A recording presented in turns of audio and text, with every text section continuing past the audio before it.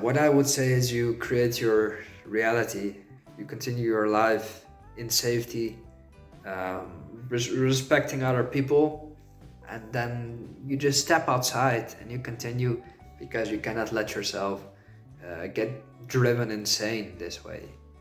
Um, be creative, move on with your own pursuits, and do not let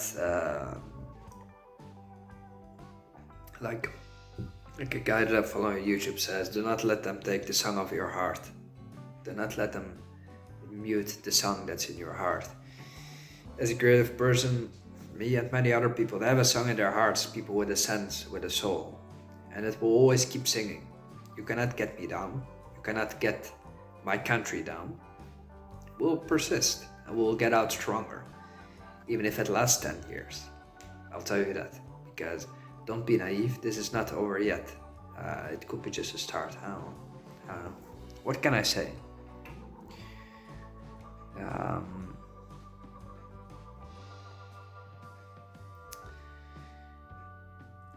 There's all sorts of opinions out there, and I'm not a person to throw just my opinion on the internet because it's not relevant what I think.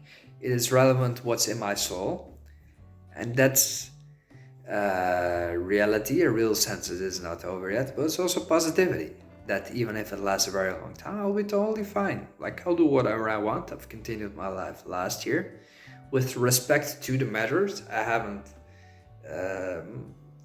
haven't broken any rules, no, not even any travel rules. I've adhered to every rule there was and every restriction.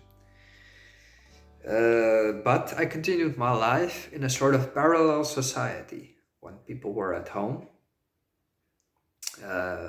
locking themselves up in some places. I continued and I showed the path that yes, we need to be cautious, but let's not go overboard. The answer to everything is always in the middle, no matter what you do. There's no reason to sit outside or to sit inside, hidden under the bed for a year, or what's it gonna be, 2 years now. There's also no reason now to go to play bingo in an elderly home. Yeah, but the answer is somewhere in between.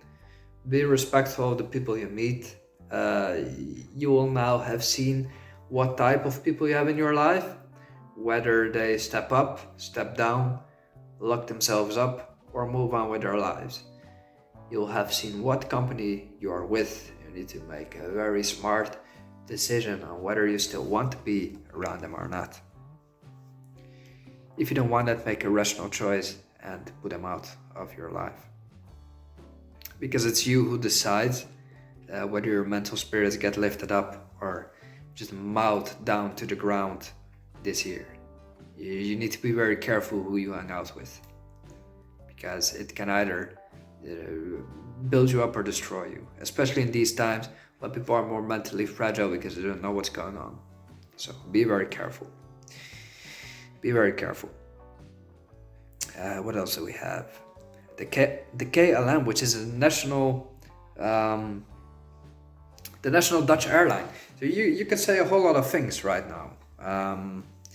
The KLM is our Dutch airlines. Like, right now you have a lot of people saying that, hey, the small business are being destroyed on purpose, whatever, and only the corporations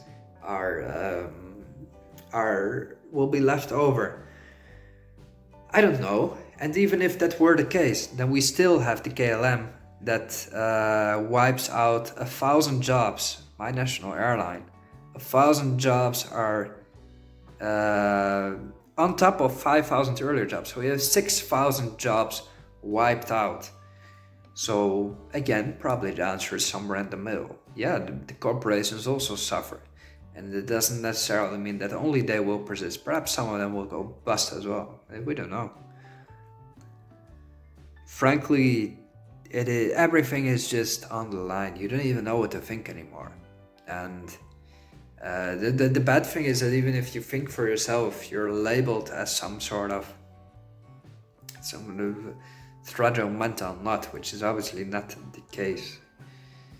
You may think whatever you want. We still live in free countries. You can say whatever you want. Make no mistake, at least don't give that up. question things, think for yourselves. Don't be radical in any regard. Don't be pulled to any side. Be the stable rock amidst the waves. In Dutch we would say de rots in de branding. It's a very nice saying. Wees een rots in de branding. You're the rock that's in the sea that pulls back. It flows out, pulls back again. But you're not pulled back in any direction. You're the stable rock standing. And you need to be that rock. You need to be that stable factor. And being a stable factor, let's say, that will actually give you sort of new charisma that you didn't know you had. If you're stable in this regard, people will be pulled towards you by your magnetism. Your magnetism is something that pulls others towards you because they don't know where to look in these periods. People are severely overfed of information, at the same time malnourished. They don't know where to look, they don't know how to find it, and don't know how to digest it. So they're either on one side or the other, and in between everything goes wrong.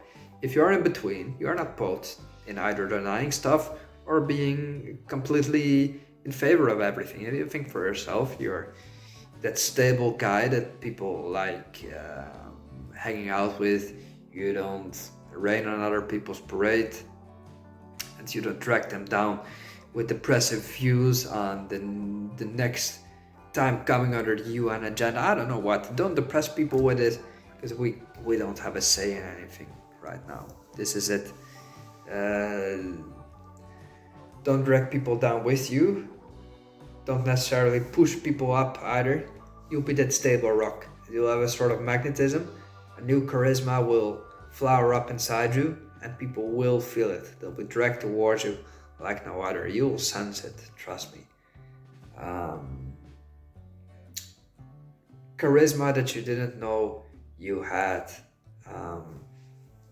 Because charisma, I recently found out what it means. Charisma.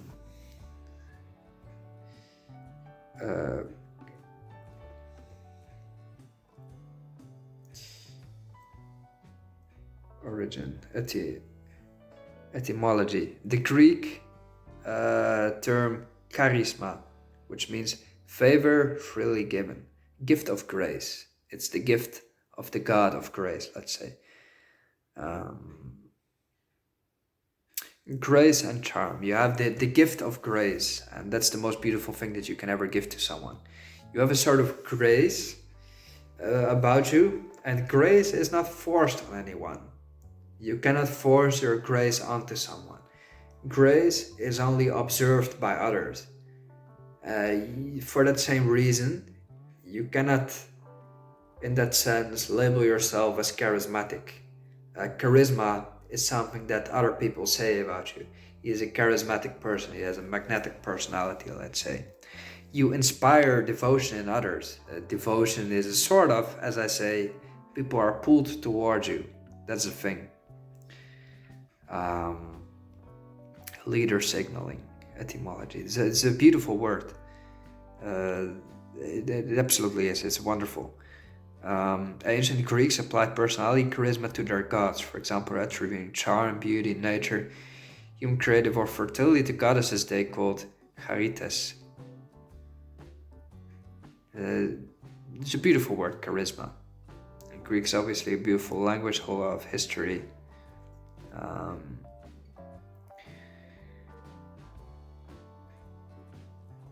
It comes from it's in the Bible even. 3rd century BC. Yes, so a charismatic hero is a figure who has received God's favor. You've received God's favor. Divinely conferred charisma. Well, that's how that was described, but I don't think you should necessarily adhere to that description. Charisma is just having grace, and you can be graceful in several ways. You can be graceful and display grace if you just Step down every once in a while. Um, how you do it right now is you are creative in your pursuits. It's the best thing you can do right now. Make a painting, write a poem, write a book, whatever is the best thing you can do. You're disciplined in your other pursuits, your duties. It's taking care of the family, your job. You're very disciplined in that.